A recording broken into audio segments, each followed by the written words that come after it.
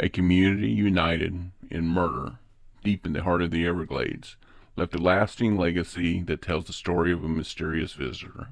It was 1910, and one man, Edgar Watson, had angered the people of Chokoloskee, Florida, so much that a group of men decided it was time to come together to kill him.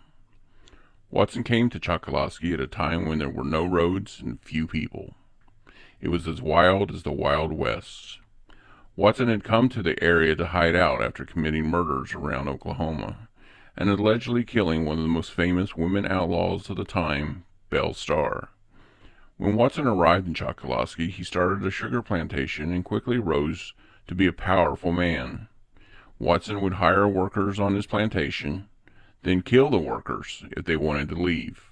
He would tie them up with window curtain sash and throw their bodies overboard from his boat, one of the first boats to be owned in the area.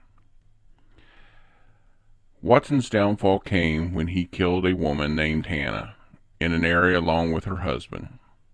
Hannah was about 300 pounds, and he didn't put enough weight on her, so she floated when he tossed her into the bay.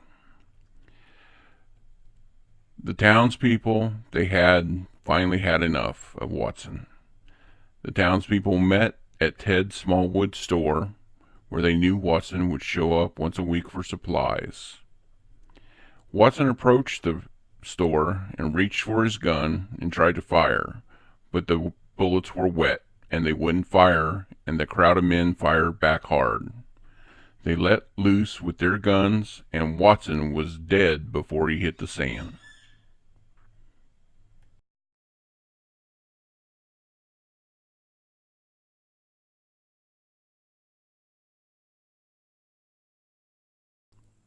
Jehu Jacob Blount.